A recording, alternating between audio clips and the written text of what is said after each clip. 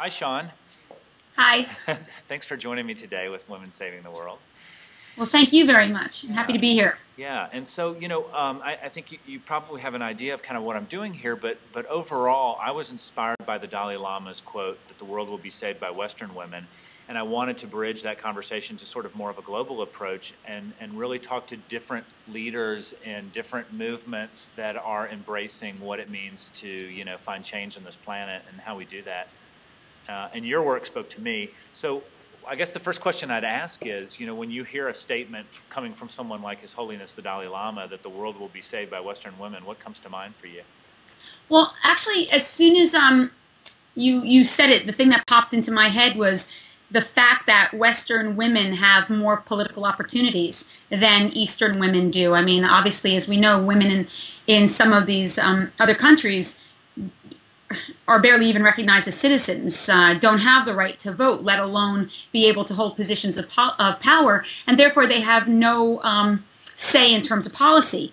Whereas in the West, there are women in very, very high positions of power. They are responsible for creating policy, and their points of view help to move some of these agendas forward.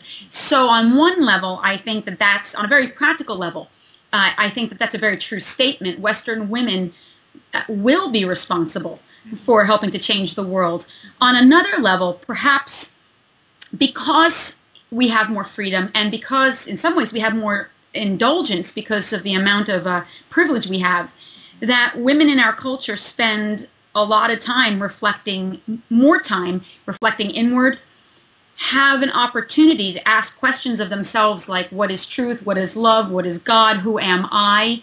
Those questions, to many of the women in these other cultures, they're trying to find food and shelter for their kids. They're not taking the time to really answer those questions. It wouldn't even be something in the forefront of their brain that they would even have the right. And so I think that because of that, women in the Western world are able to have more sensitivity, more compassion, a broader sense of inclusivity, are able to understand the nuances of both female and male vulnerability, and able to communicate it in ways that our sisters in other countries don't have yet the chance. Maslow pyramid of hierarchy of human needs, a lot of women worldwide are really stuck at the very basic level of self-protection, food, water, available water, etc. Tell me about Off the Mat into the World and how that was inspired in you. Off the Mat became for me a natural extension of my yoga. It became this now what? Meaning that after all the years of doing yoga, there was a period where I realized that I was happier, healthier, and that I actually had pretty decent skills in order to deal with stress or trauma.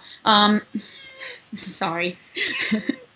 And that this cat has zero interest in what I'm doing. She just wants to be clearly the star of the show. There you go, Daisy. Hi, Daisy. Something happened in around 1998 or 99 where some abundance came into my life. And I have this feeling about abundance that when energy comes in, you have to express the energy out, otherwise you stop the flow. And so something happened where I was able to, I got a little bit more money than I had before, which was nothing. And I thought, well, I want to keep the flow, so I should do something. And I thought, well, I should volunteer. And I don't really have any other skills except for yoga, so I should probably teach yoga. So I decided to teach a shelter for adolescent prostitutes in Van Nuys called Children of the Night. These are severely sexually abused children. But I was so naive. I went in there thinking, oh, I'll teach them some yoga. I'm sure they have some body image issues. It'll all be great.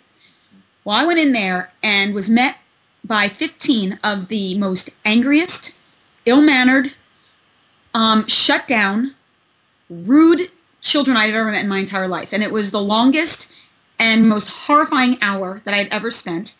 And I was so uncomfortable in the environment and with these kids that I could not wait to get out.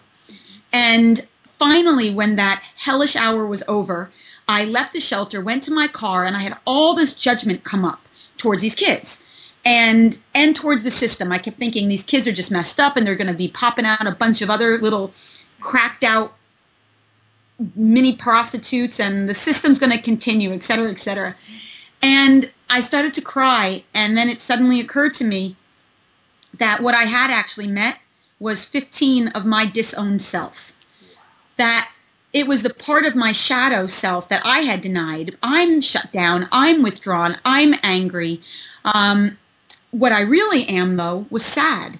What I really hadn't dealt with was grief. And then I realized that that's what they haven't dealt with, was grief. And I thought, oh my God, being of service has nothing to do with me going in there and helping these kids. There's a yoga here that's much bigger than me just teaching yoga. I'm about to meet the aspect of myself that I have denied, and that will be the yoga that's going to lead to my healing. These kids are here to serve me. And if I could provide them a little bit of, skill or relaxation, great. But the real service is going to be on my end.